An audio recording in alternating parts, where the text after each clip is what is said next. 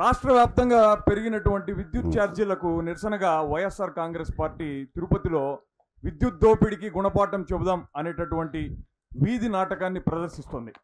చంద్రబాబు నాయుడు గారు ఎలాంటి వాళ్ళో మీ అందరికీ నేను ప్రత్యేకంగా చెప్పనవసరం లేదు. ఆయన అబద్ధానికి ఓ బ్రాండ్ అంబాసిడర్. అసత్యమునే పలుకోవాలను అంటూ అధికారంలోకి వచ్చారు. 5 ఏళ్ల పాటు విద్యుత్ ఛార్జీలను పెంచనని 5 నెలలకే ప్రజలకు షాకుల మీద షాకులు ఇస్తున్నారు చంద్రబాబు. మరి ఎన్నికల కంటే మునుపు ప్రచార సభల్లో పాల్గొన్నటువంటి చంద్రబాబు నాయుడు గారు మాట్లాడుతూ, మేము అధికారంలోకి వస్తే ₹1 కూడా విద్యుత్ ఛార్జీని పెంచం అని అంటూ సూపర్ 6 అనేటటువంటి 6 అబద్ధపు హామీలతో దొడ్డిదారిన అధికారంలోకి వచ్చారు. మరి అధికారంలోకి వచ్చిన తర్వాత ఈ విద్యుత్ ఛార్జీల పెంపు పైన ముఖ్యమంత్రి చంద్రబాబు నాయుడు గారు, ఉప ముఖ్యమంత్రి పవన్ కళ్యాణ్ గారు, మరో మంత్రి నారా లోకేష్ గారుల మధ్యన జరిగేటటువంటి ఆసక్తికర సంభాషణని ఒక్కసారి చూద్దాం. చూశారు కదా, అది అప్పుడు. మరి ఇప్పుడు జనం నెత్తిన కరెంట్ ఛార్జీలు పెంచి ఆ విధంగా ముందుకు పోదాం. కానీ బాబోరు, మనం పవర్ లోకి వచ్చిన తర్వాత పవర్ బిల్లులు పెంచము అని చెప్పినట్టు గుర్తు. చూడు పవన్ కళ్యాణ్, నీకు అధికారం కొత్త, నువ్వు ఇంకా అలవాటు పడాలి. గెలవక ముందు ఈ జనంపై మమకారం చూపించాలి. గెలిచిన తర్వాత వీళ్ళ చేత కొరివికారం తెరిపించాలి. అదే నా పాలసీ. చెప్పిన అబద్ధం చెప్పకుండా చెప్పి అధికారంలోకి రావాలి. వచ్చిన తర్వాత మనం ఏం చెప్పామన్నది మనం మర్చిపోవాలి. నీకో విషయం తెలుసో లేదో, నిజం నా ఇజం కాదు. ఒకవేళ నేను నిజం చెప్తే నా తల 1000 ముక్కలు అవుతుందనే శాపం ఉంది, తెలుసా నీకు? నిజమేనేమో బాబు గారు, మరి అందుకేనేమో నేను మీకు శిష్యుడిగా వచ్చాను. వస్తే వచ్చావు గాని గురువుకు మాత్రం పంగనామం పెట్టద్దు. ఎంత మాట బాబు గారు, చిన్నప్పుడు నేను నా గురువుల్ని. అబ్బో, ఏం మాట్లాడినా నీ చైల్డ్హుడ్కి లాక్కెళ్తావు. సెల్ఫ్ డబ్బా తగ్గించు, సెల్ఫిష్ నేర్చుకో. అది సరే కానీ బాబు గారు, కరెంటు ఛార్జీలు పెంచితే ఈ జనమంతా ఊరికే ఉంటారా? ఊరుకోక ఏం చేస్తారు? 3 సార్లు ముఖ్యమంత్రి చేసి ఈ రాష్ట్రాన్ని అప్పుల పాలు చేసిన, సంపద సృష్టిస్తానని చెప్తే నమ్మి వీళ్ళంతా ఓట్లేశారు. వీళ్ళకి మించిన అమాయకులు ఎవరైనా ఉంటారా? 100 అబద్ధాలు ఆడి పెళ్లి చేస్తారో లేదో నాకు తెలియదు, కానీ 1000 అబద్ధాలు ఆడైనా సరే అధికారంలోకి రావాలని నేను నమ్ముతాను. తమరు నిజ స్వరూపాన్ని చెప్పారు బాబు గారు. చూశారుగా చంద్రబాబు అంటే ఏంటో. అన్నమాట మీద అస్సలు నిలబడరు. కుర్చీ ఎక్కినాక మడత పెట్టి మరీ జనాన్ని తంతారు.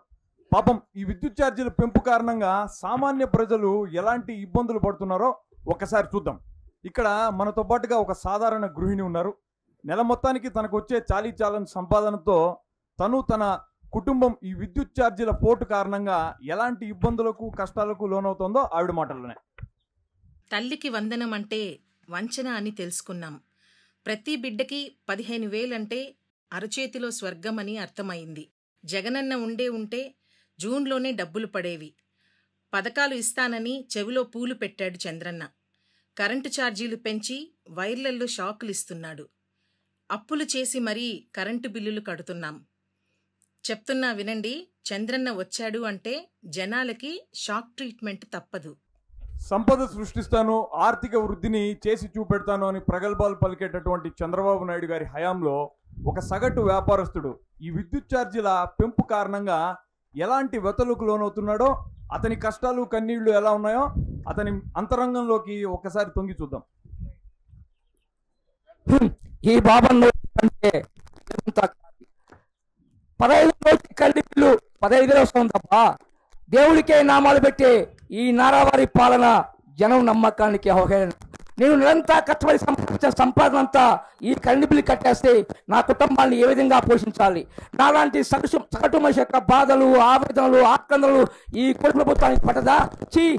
ఈ ప్రభుత్వానికి దండోరా బాబు.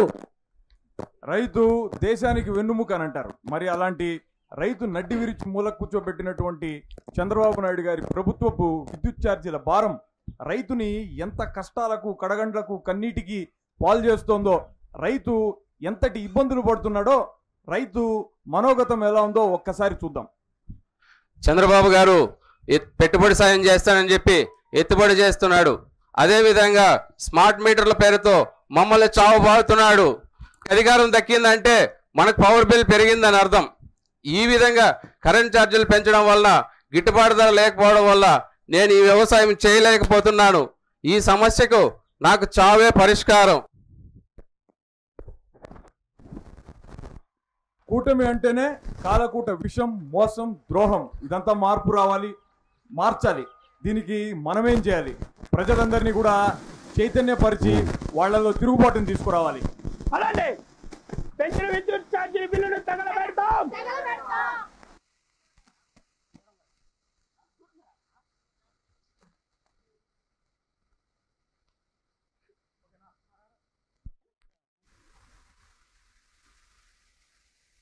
రెండు 2029 నాటి కూటమి ప్రభుత్వానికి బుద్ధి చెప్తాం. మరి 2029 ఎన్నికల ఫలితాలు ఏ విధంగా ఉన్నాయో ఒక్కసారి చూద్దాం.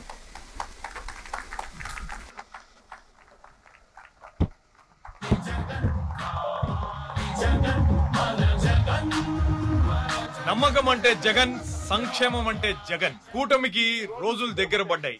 కష్టాలు నష్టాలు ఎక్కువ రోజుల పాటు ఉండవు. వచ్చేది మనమే, గెలిచేది జనమే. జై జగన్, జై జగన్.